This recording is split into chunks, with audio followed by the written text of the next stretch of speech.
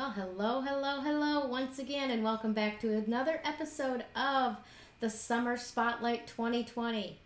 I am your host, Gayle Nicholson. Thank you so much for joining me again today.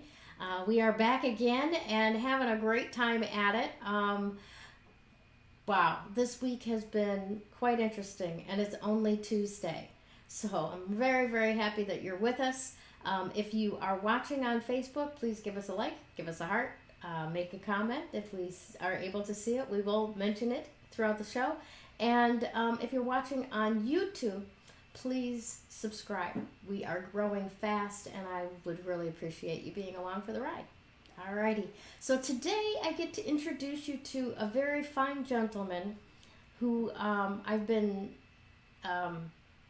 hunting down for this, I should say, for the last couple of weeks. We've been ready to go on this, and something came up for him, and then something came up for me. So I have finally wrestled him into submission, and he's here to tell you about his book.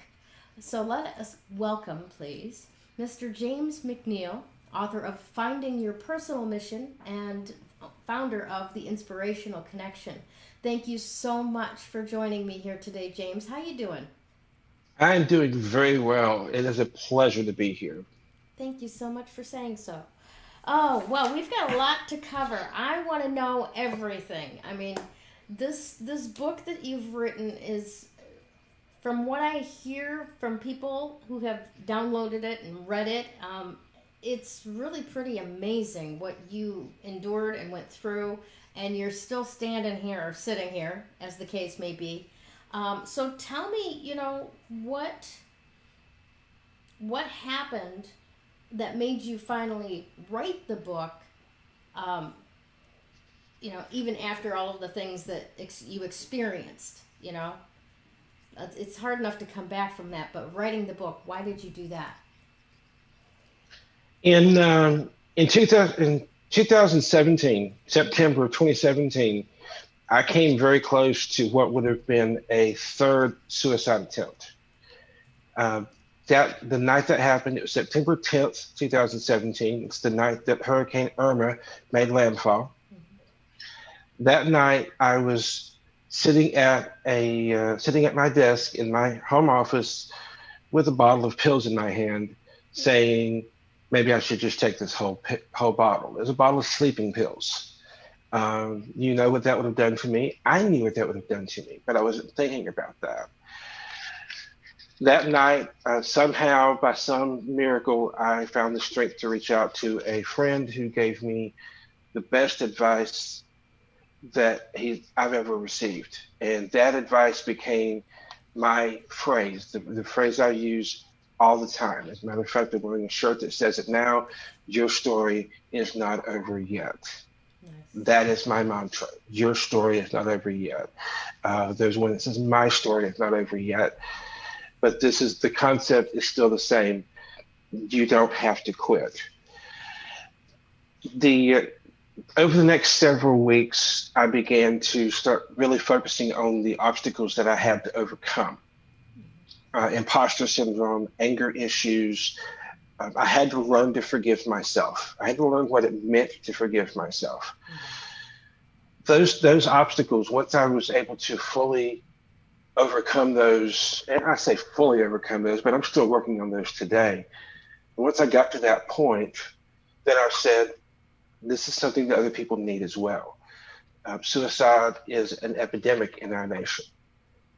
I talk about veteran suicide, but it's not just veterans committing suicide. There are people from all walks of life: students, uh, police, rescue, first responders, LGBT, professional teachers, and professionals in general, business owners. This is everyone that faces this. So if you are or know someone who is dealing with suicidal issues, suicidal thoughts, don't think because I'm a veteran and I talk to veterans that this doesn't apply. This can help you too. Excellent. Yes, it very much does. Depression does not discriminate. It has Yes. equal opportunity in every human being, unfortunately. And yes, there are certain paths in life that can puts you, I guess, at higher risk of it, but everybody's susceptible, right? Yes. Absolutely. So, what is the focus of finding your personal mission?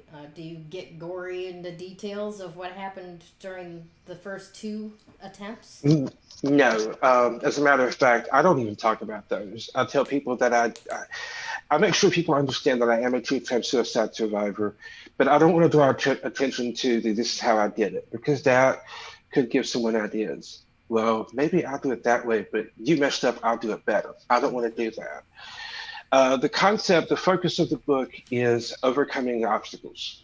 As you open the book, I have a book in front of me. This was actually signed to one of my best friends named Chris. So ignore that part. The very first thing you're going to see is your story is not over yet. And from the very first word, this is an encouraging and uplifting book that is designed to help you to see that you can overcome these obstacles. From there, I go into the obstacles. Imposter syndrome has two chapters because it's such a huge issue. Anger issues, attitude. It's a very tough thing for me to say. I have an attitude problem. Not many people will actually admit that, but I've been forced to admit that. Then going on to how do you overcome these things? The maybe you're afraid of failing. How do you get over that fear of failure? Because you're going to fail. You're going to fall on your face. That's being human. It's not being a fake. It's not being a fraud. That's just being human. Once you do fall on your face, how do you make your next steps? That's the concept of the book is building on each step before it, and how do you overcome these obstacles? Nice. It sounds like it's a good recipe for building self confidence where maybe it's a little bit frayed. Exactly. Yeah, that's awesome. Now, which one of the chapters was most challenging for you to write? The anger issues chapter, anger issues and forgiveness chapter. Um, as a matter of fact, yesterday, and I wrote this book a while back. I published this book in May. So when I say this, I don't want you to be thinking that I'm not done this. These are things I do daily. But yesterday I had a little bit of a hiccup, and I started thinking of some of the things I've done, some of the mistakes I've made, and I started getting a little down on myself. You're probably thinking the same thing. I made this mistake this a long time ago, and you know when you're about to go to sleep, it's when your brain reminds you of every mistake and everything you've done wrong since you were born. Well, I was wide awake when this happened, and I started getting a little down on myself. And I picked up the book and I literally read through chapter three. Chapter three is the book on anger. And one of the things that I had put in there that I had to read again personally is that if you're angry with your past self, you need to forgive your past self. Because if you refuse to forgive anyone, including you yesterday, including you 10 years ago, if you refuse to forgive someone, what you're doing is allowing that person to hold your peace hostage. Ooh, that's powerful. Your peace is too valuable to give to anyone else. Say that Forgiving again. them frees your peace. Your peace is too valuable to give to anyone else. Forgiving that person frees your peace. That is awesome stuff. Awesome stuff. I agree 100% with you, and it's rare for me to hear a new perspective or a new way of putting things, but that really went, goosebumps through me. It's very, very powerful. Awesome stuff. I've said that easily 100 times to different people, and every time I say it, I get goosebumps. So I feel you. Right? Right? So the anger was one of the chapters that was difficult, and forgiveness. Are those? Forgive me for not having read the book already, but are those the same chapter, or are they two separate chapters? It's the same chapter. Excellent. Forgiveness is how you deal with your anger issues. Gotcha. Yes, agreed. Agreed. That's phenomenal. Now, which one was the easiest one to write? The easiest, the easiest one to write actually came from a speech I gave in Toastmasters several years ago. It's called "Watch Success and Grow." As a child, I'm sure you understand, we we've been taught never make the same mistake twice. My father used to say never pay for the same real estate twice, but it's the same concept. Always learn from your mistakes, which is smart. Everyone should. Mm-hmm. But this goes beyond that, and it goes beyond the next step of learn from the mistakes of other people. Mm-hmm. You want to learn from your own mistakes, and you want to learn from the mistakes of other people. But you're on a venture. If you're trying to overcome suicidal ideations, you're I say an adventure, but you're on a process that you want to succeed. If you want to succeed, you need to learn from other people's successes. There are other people who have gone exactly down the road you're going right now. Find them. Find someone like myself. Find someone like Sean Douglas, Richard Kaufman, dear friends of mine who have dealt with suicidal thoughts and almost done it themselves or tried to do it themselves. They have overcome this. I have overcome this. Find someone who has done it, learn what they did right. Do that. That's the watch success and grow concept. Find someone who has succeeded in doing what you want to do and do that. That's brilliant stuff. It's very interesting because I thought you were going to go in a different direction with it than you did, and what you said was absolutely brilliant. But one of the places that I've noticed that we do tend to get stuck is that picking up that lesson that I think it was presented to me like smart people learn from their mistakes, wise people learn from the mistakes of others. So of course, I want to be a little smarty pants wise person here. So I watch everybody else for where they failed, and if they failed, I don't try. Now, how messed up is that? And in some cases that does work. I mean, you watch someone jump off a cliff. That didn't work. I'm not doing that. Right? Um, But but like my if you see parents were in some, business for themselves, and they didn't do very well. So of course, you know, I don't have the frame of reference of how to do it successfully. Is I guess what I'm saying. So I step back and go, if they couldn't do it, I can't do it, which is not good. Not good at all. exactly. The question becomes, who can do it? Hmm. Very good. In the I make a few biblical references, and in this one is one of the biblical references I use. There was a king in Israel named King Josiah. King Josiah's father was so evil that his own servants killed him. King Josiah's grandfather was so evil, he was considered by biblical scholars to be the most evil king in Israel's history. He, according to the Bible, filled Jerusalem with blood. It was that bad. Okay. King Josiah comes in at 8 years old. Who's he going to be like? People say he's going to be like his father. He's going to be like his grandfather. But he made a choice. They messed up. I'm going to find someone to emulate that didn't mess up. So he went back to King David and said, I want to be like him. King David wasn't perfect. He messed up a lot too.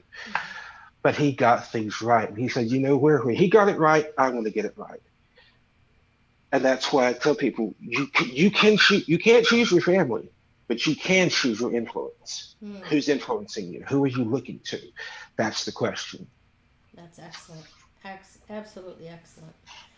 Now, which one of the chapters was your favorite one to write? My favorite chapter was the one on the fear of failure. Okay. Um, but it's called The Secret Ingredient to Success. And I've given this speech, I still give this speech a lot, where I ask people if you could have success as a recipe, what would be the secret ingredient to success? And I get all kinds of answers. Usually someone will say money, and I would say that's not so secret. Time, talent, determination. Mhm. I said the secret ingredient is something that hides in plain sight so effectively you'll never even know it's there. And it's the ingredient of failure. Because on your journey to success, you're going to fail. In the blog that I have at jamesmcneilauthor.com, on the blog, one of my blog posts, I said, if your task that you are trying to accomplish, you can do successfully your first time, then you can go bigger. And you need to go bigger because you haven't grown if you can do it successfully your first time. You need to have that stretch beyond your means and fall on your face. You need to have that failure to be able to reach the success on the other side of that failure that actually means something. That makes a lot of sense. That makes an awful lot of sense because you see, kids growing up that have that easy smartness about them, that easy intelligence, and things come easily to them, and they go through all of school getting A's and B's, and never really being challenged to go beyond, right? So they get into the work world or whatever, and if it doesn't come easily, they don't have the skill of perseverance to get them to where it becomes successful, where they've learned something new, where it works, right? It makes a whole Exactly. lot of sense. Um, for me, in the book I wrote, and I got permission from John Maxwell's publishers to reference this, but I couldn't quote it. Mm-hmm. But John Maxwell talks about Abraham Lincoln. A lot of people know his failures in politics. A lot of people know his failures in business, but not many people know his failures in the military. Before he was President Lincoln, he was Private Lincoln. Because at this point, if you had the money and you had the people and the equipment, you could form your own militia. Hmm. He had his own militia. He was Captain Lincoln. He had everything he needed to be a great military captain, except one thing. Abraham Lincoln had no leadership ability. He couldn't do his job. So he worked down the ranking until he got to be a private. Hmm. He sucked at being a commander. He sucked at being an XO. He sucked at being a first sergeant, all down the rank until he became a private. Now imagine if he had said, well, I've already failed once. If I try this leadership thing again, I'm going to fail again. Mm-hmm. He had every right to do so. That's what we may have done. That's what I may have done. But he said, even though I'm going to fail again, I'm going to keep going until I succeed. Interesting. Interesting. Um, Similarly, along the same lines, George Washington, his first battle that he led his men into, they were massacred. And he carried that guilt for a lot of years. But without, I don't want to necessarily say a direct connection, without that failure, would we have the country that we have today? But Exactly. it's along those lines that you're talking about. He I'm sure learned a lot from that, and was able to bridge the gap between the failures from before and the success that created this great country. That's yeah. I wonder how many. Now that you've got me thinking about presidents, I wonder how many of them could actually fit into that same model where there's massive failure at the beginning and perseverance carried the day to where they became the leader of the free world. I can't remember who it was that said it. I'm a huge quote collector, but sometimes even I don't remember who said it. In this case, I don't know who said it, but someone said that no worthwhile achievement was ever done without failing on the way. Interesting. Yeah, I think I've heard that one before. I don't know if anybody knows who said it, but it's a good one. It's a Definitely a good good one. one. Um, and the chapter directly after that chapter deals with how do you rebound from failure. And when I was younger and when I was in basic training, I was in good shape. I was in a lot better shape than I am now. Now I'm A shape. I'm round. But but then I was in really good shape. I could do handstand push-ups. I could run. I could do I could do all of the push-ups and sit-ups, and I was just in really good shape, or so I Mhm. thought. Mhm. At that time, the Army physical fitness test consisted of 2 minutes of push-ups, 2 minutes of sit-ups, and then a 2-mile run. And to graduate basic training, you had to pass each of those with 60%. It became a numerical value that would add up to at least a score of 180 over the whole thing. Mhm. We're all confident we're gonna pass. We're gonna pass. And the drill sergeant said, most of you will fail. No, no, no, no, not us. We're in good shape. Mm-hmm. Yes, us.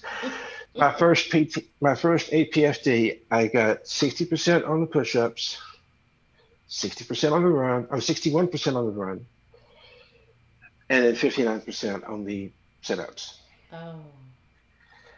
And I was devastated. I was in such a bad shape, having the I'm a failure Mm-hmm. going through my mind. Yeah. And so the next day, I'm walking around the battalion area and I'm looking at my feet as I'm walking because I'm ashamed of myself. Mm-hmm. And the drill sergeant says, "What are you doing?" So I stood parade rest with my arms behind me and I said, I failed the PT test, drill sergeant. He says, "So? How do you argue with so? How do you have a comeback for so?" Without sounding like a whiny witch. Exactly. And he said, almost everybody failed it. We told you would fail it. We don't care what you do on your first PT test. We care what you do on the last one. Then he said, what was the event you failed? I said, I failed the sit-ups. So he gave me a plan. He said, I want you to do this. And it every time I went to use the restroom, they called the latrine. Every time I went to the latrine, do 20 sit-ups. Uh, um, every time you did this, do this exercise, and he gave me quite a few of them. And just randomly throughout the day, drop and do some type of exercise. Mm-hmm. And I can tell you that that's the only PT test that I ever failed in the Army. It's the only one. By the time I graduated basic training, I was at 90, 91, and 92. That's My phenomenal. total score was 273. That's phenomenal. It makes all the difference in the world when you've got that kind of perspective, right? Exactly, yes. Yeah. And A little funny story, a sidebar. One day I had just decided to drop and do a certain exercise called flutter kicks, where you're on your back with your hands underneath you and your legs are doing kicks like this. mm-hmm. A drill sergeant comes along and says, "Who told you to do that?" And I kept going. "Nobody, drill sergeant. Nobody. Why are you doing it?" "I want to get in shape, drill sergeant." "Good job. Carry on." Nice.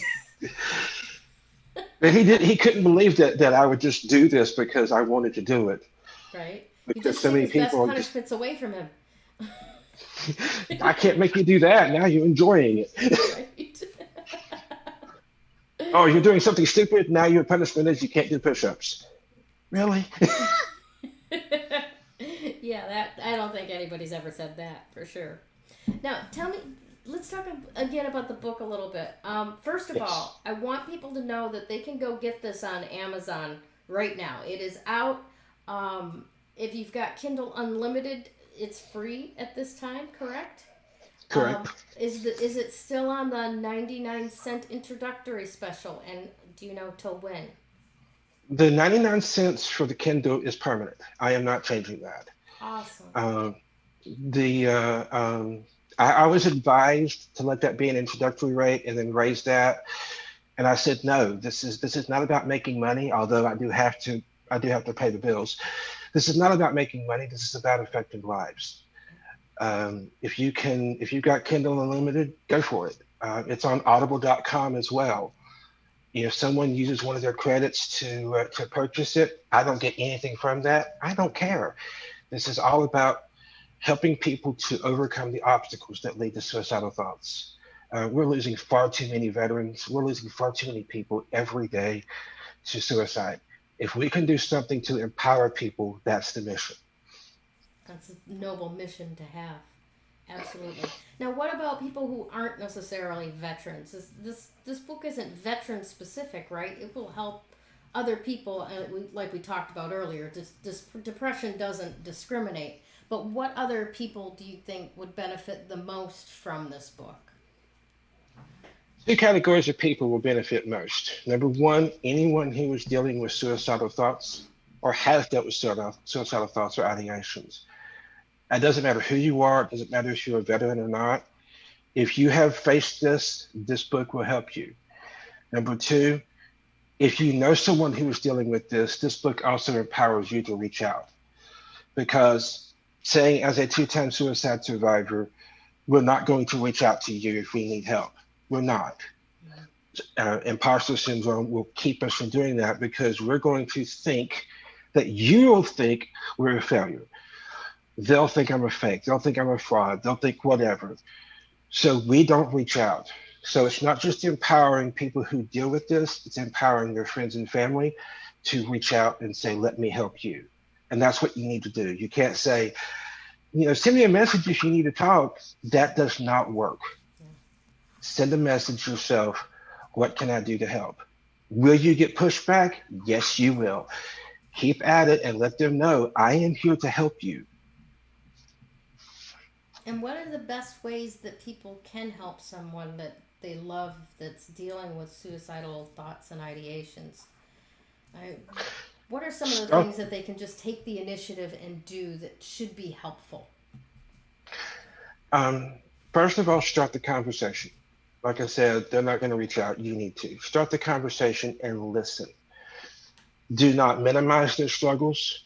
Do not say, well, you know what? I've got it worse. Shut your mouth and listen. They don't, I can tell you from my own experience, anytime I open up to someone and they said, yeah, well, I've got it worse, or you've got it so easy, or whatever, I never opened up to that person again, ever, and still will not do so. There's people I'm thinking of right now that I know if I go to them and say, I'm dealing with this problem, yeah, well, I've got it worse, it's exactly what they're going to do. Mm-hmm. Don't do that. Mm-hmm. So, And number it's one, start the conversation. okay. Number two, listen, really listen. And then number three, help them to understand that they can overcome this. Keep with the positive affirmations. Keep. It sounds like I'm trying to make this a lot simpler than it needs to be. This is really that simple. Someone who's dealing with this, they need to hear that you believe in them. And you really need to believe in them. Don't lie about this. They need to hear that you believe in them and you know that they can overcome this and you're going to help them. That's what you need to do. Be genuine, reach out and say, let me help you, and then positive feedback. Awesome stuff. Awesome advice. Wonderful things. Now, do you happen to have any last couple of thoughts for the people who are watching today? I do.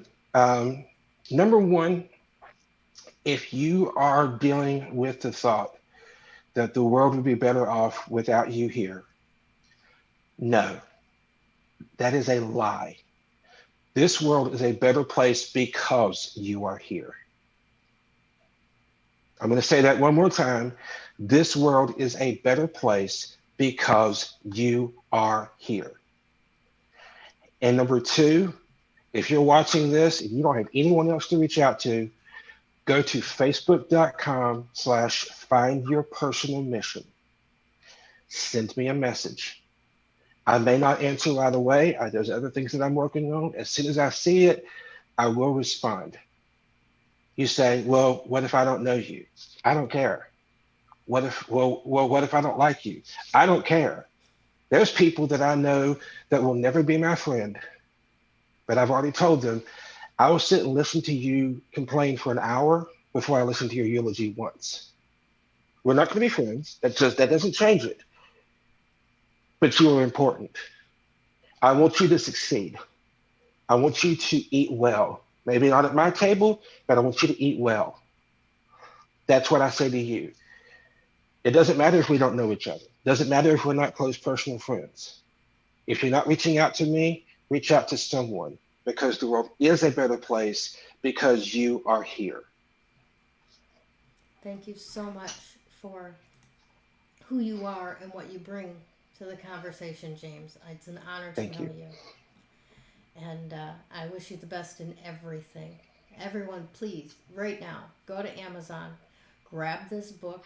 I hear by good authority that if you buy it directly from Find Your Personal Mission on Facebook, he'll send it to you signed. So check that out too. All right, everybody. Have a wonderful, wonderful day. And thank you again, James, for being here. It's been a pleasure. It has been a pleasure, my friend. We finally got to get it done. That's fantastic. All right. Take care. Bye-bye. When you open yourself up to actual energy work, makes that recovery progress so much faster. That recovery is possible. You do not have to live as a victim until your last days. You have unbelievable strength, and I know that because you're still here. Do you want to create something completely unrecognizable with your life?